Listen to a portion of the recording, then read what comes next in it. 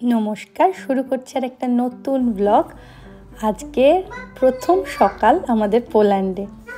কেন এটা এখন খাবি না? গুড মর্নিং, গো মরন বলে দাও। আগে দুধু খাও, দুধু খেয়ে খাবে, দুধু খেয়ে খাবে। বাবু সর সর সর সর, গরম জল দেবো। দাঁড়া দাঁড়া, তুমি করো, তুমি করো, বাইরে যেন না পড়ে। ব্যাস, এনাফ, সরে যাও, সরে। আমার টি হয়ে গেল, চল এবার বস।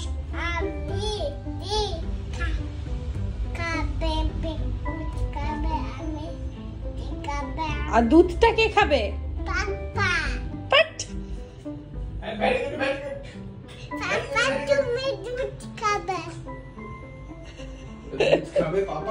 আর ও খাবে কফি, চা, বিস্কুট, সব ও খাবে, বুঝলে?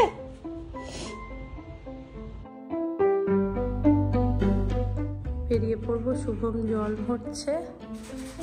আর এই যে দিতাং বাবু রেডি, আমরা সব রেডি হয়ে গেছি।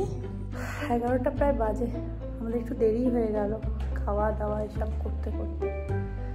আর বেরিয়ে শহরটায় ঘুরবো আজকে আর কালকের জন্য। আমরা হপ অন হপ অফ বাস 48 আওয়ার্সের জন্য টিকিট কেটে নিয়েছি, যাতে আর অন্য কিছু করব না, এইটুকুনি জাস্ট ঘুরবো, রেস্ট নেবো, আনন্দ করবো, ব্যাস তাতেই হবে।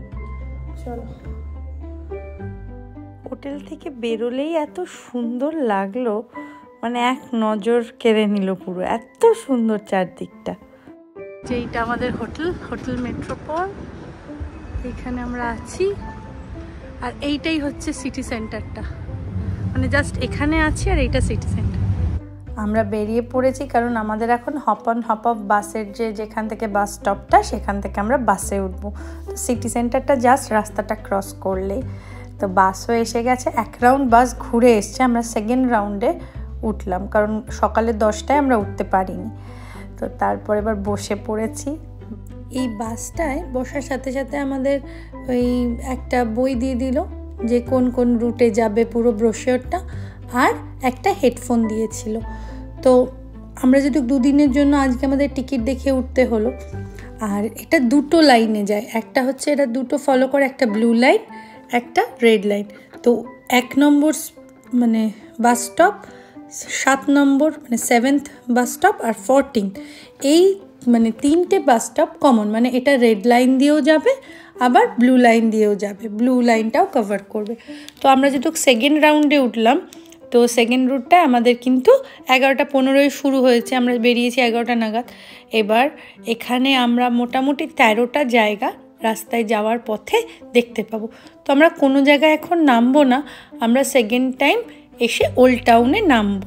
পোল্যান্ডে পৌঁছানোর পর আমরা মানে এত হ্যাপি, কারণ এত সুন্দর একটা ওয়েদার আর এত সানি, খুব ভালো লাগছে। আজকে 20 ডিগ্রি চলছে, তো খুব ভালো লাগছে তাপমাত্রা যখন 20 ডিগ্রি, বেশ আরাম লাগছে। কারণ আমরা 3-1 এরকম জায়গা থেকে এসেছি। সুইডেনে খুবই ঠান্ডা এবং সব সময় এখন বৃষ্টি হচ্ছে, বিচ্ছিরি ওয়েদার, বাট এখানে এত ঝলমলে, মানে রোদটা দেখে না, সূর্য যখনই উঠেছে তারপরে রোদটা দেখেই মনটা যেন একদম খুব ভালো লাগছে, খুব। পোল্যান্ডটা বেশ মজার, মানে খুবই ভালো লাগছিল। একটা হিস্টোরিক্যাল কান্ট্রি বলা যায়, পুরো ইতিহাস দিয়ে মোড়া শহরটা। কারণ আমরা জানি হিটলার যে প্রথম দেশটি আক্রমণ করে সেটি হচ্ছে পোল্যান্ড। তো ইতিহাসের সাথে ওতপ্রোতভাবে জড়িত, এবং বাড়িগুলো, শহরের রাস্তা ঘাট, অনেক কিছুই, মানে এখানে ইতিহাসটা খুব জীবন্ত লাগছিল। কিন্তু ভালো লাগছিল, কিন্তু আমরা কোনো মিউজিয়ামে ঢুকিনি, সুতরাং আমি অত ডিটেলে বলতেও পারবো না, কারণ আমি অত ডিটেলে যাইনি। আমরা বাসে করেই শুধু ঘুরেছি আর খেয়েছি আর আনন্দ করেছি, গল্প করেছি, সময় কাটিয়েছি, মানুষ দেখেছি, রাস্তায় হেঁটেছি, এইভাবেই আমাদের কেটেছে। আর এখানে সবাই পোলিশ ভাষায় কথা বলে। পোলিশ ভাষার সাথে কিন্তু রাশিয়ানের অনেক মিল আছে ভাষার। যেহেতু আমরা মোটামুটি 2-2.5 বছর রাশিয়ায় ছিলাম, তো আমি রাশিয়ানটা কিছুটা শিখেছিলাম, কিছুটা মানে একদম নগণ্য, একটু ইন্ট্রোডাকশনটুকু জানতাম। তো কিছু কিছু কথা দোবরে, তাক, তারপর ইদিসুদা, এগুলো বেশ মজা লাগছিল, কানে ভাসছিল সবার কথাগুলো, খুব ভাল লাগছিল, মজাই লাগছিল, পুরনো ভাষা বেশ ভালোই লাগছিল শুনতে। আরেকটা, এখানের যে কারেন্সিটা এরা ব্যবহার করেন সেটাকে বলা হয় জলটি। তো বেশ সুন্দর, আর শহরটায় না একটা অদ্ভুত ভাইবস আছে, মানে খুব চার্মিং একটা ব্যাপার। সবাই খুব ব্যস্ত, আমার মনে হয় সমস্ত রাজধানীগুলোই এরকম হয়, কিন্তু আমরা যেহেতু রাজধানীতে থাকি না, তাই সবসময় তো রাজধানীর ফ্লেভারটা পাওয়া হয় না। মানে ক্যাপিটালের একটা আলাদা ফ্লেভার থাকে, যেরকম স্টকহোমেও একটা অদ্ভুত ফ্লেভার আছে, স্টকহোম গেলেই মনটা বেশ, এত লোক হইচই চলছে, মানুষ খুব জীবন্ত সব কিছু। আমাদের এখানে খুব শান্ত, সবাই খুব ধীর স্থির, অন্যরকম। ইউনিভার্সিটি কিন্তু খুব সুন্দর, খুব সুন্দর একটা রুফটপ গার্ডেন আছে, তো আমরা পড়ছিলাম, আর এখানে দেখছি হিন্দিতে পুরো লেখা আছে, একটা ওয়াল কিন্তু এই ওয়ালটা পুরো হিন্দিতে লেখা, বেশ ভালো লাগছিল। ভারতীয় হিসেবে যখন হিন্দি বা কোথাও যদি একটুও বাংলার কিছু দেখতে পাই খুব আনন্দ হয়, মানে নিজেদের দেশের কিছু দেখলে সত্যি খুবই আনন্দ হয়।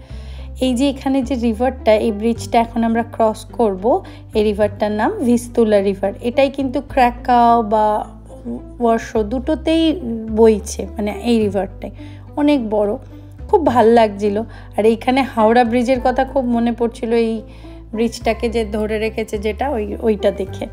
হাওড়া ব্রিজেও এরকম আছে, তো ভালো, খুব এনজয় করছে। ধিতাং বাবু তো দারুণ এনজয় করছে, বিভিন্ন রকম স্থাপত্য ভাস্কর্য না ভর্তি, আর আর্কিটেকচারটা খুব সুন্দর, শহরটার খুব সুন্দর। মানে ভাবা যায় তৎকালীন সময় কত পুরনো, তখন মানুষ এত সুন্দর সব জিনিস তৈরি করেছে। এখন তো মডার্ন হাউস, মডার্ন সব কিছু আমাদের, বাট এই পুরনো জিনিসগুলোর কিন্তু আলাদাই আভিজাত্য আছে, তাই না? ধিতাং আমার কাছে চলে এসছে, অনেকক্ষণ ছিল শুভমের কাছে, এখন এসছে কারণ ওর ঘুম পেয়েছে, ওর আর ভালো লাগছে না, একটু মানে ঘুমোতে চাইছে। তো এসছে, কিন্তু এসেও ঘুমোতে চাইছে, অথচ তারটাকে, এই কাগজটাকে, এগুলোকে ছাড়তে পারছে না, এগুলো নিয়ে খুঁটখাট তিনি করেই চলেছেন। রাস্তায়ও অনেক রকম নিদর্শন করা রয়েছে, এবং অনেক কিছু, মানে দ্বিতীয় বিশ্বযুদ্ধের সময় যা যা হয়েছিল তার অনেক কিছু, যারা মারা গেছিলেন তাদের হাত, এরকম নাম লেখা, এইসব দেখতে দেখতেই আমাদের এই পথ চলাটা চলছে। গরম, ও তো অনেক দিন পরে এরকম গরম হচ্ছে, আমাদের ভুল হয়েছে, আমাদের চিনি দেওয়ার মতো করে নিয়ে আর পারছি না, পেয়ে গেছে, প্রচন্ড গরম, প্রচন্ড। কি সুন্দর না, এই রোদটা অপূর্ব লাগছে, মানে গাটা যে রোদটা একটু পুড়ছে রোদে, এই ব্যাপারটা বিশাল। হ্যাঁ, তাকাতে পারছি না রোদে, আমরা পাই না, এই জন্য আমাদের কাছে এই রোদটা বিধার মতো বিঁধছে। আর এ ঘুমোচ্ছে ক্লান্ত হয়ে গিয়ে। হার্ড রক ক্যাফের ওখানে অপূর্ব বেস গিটার বাজাচ্ছিলেন, দুর্দান্ত লাগছে। চলে এসেছি ম্যাকডিতে, ধিতাং বসে পড়েছে, আমরা দুজন পাশাপাশি বসেছি, এবার খাবো। লাঞ্চ আসলে খেয়ে আমরা ম্যাকডি নিয়ে নিয়েছি সবাই। এই যে ছোট, সে তার বার্গারটা ঠিক বার করে নিয়েছে। কে খাবে বার্গার? কে খাবে বার্গার? কোনটা তোমার? কোনটা তোমার? ওইটা? ওকে এখানে দিয়ে দাও।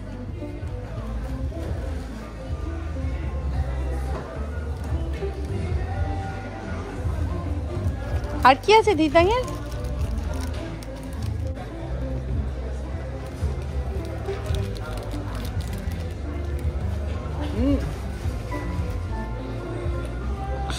ওর জায়গায় করে নিচ্ছে সাইডে, দেখো কাণ্ড।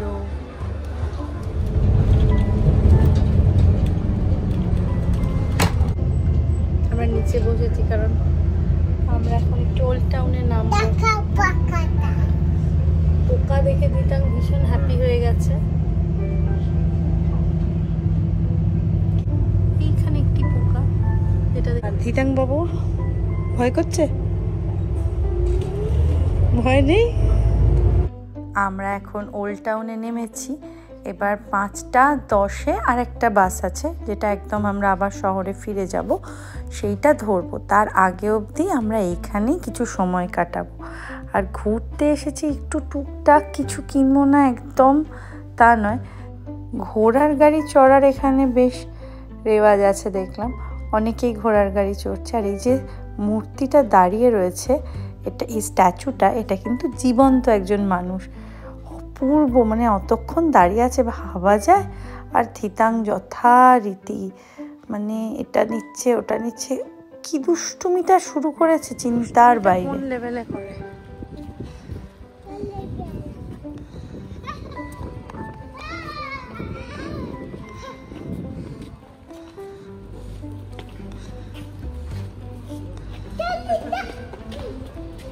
এইসব করছে এখন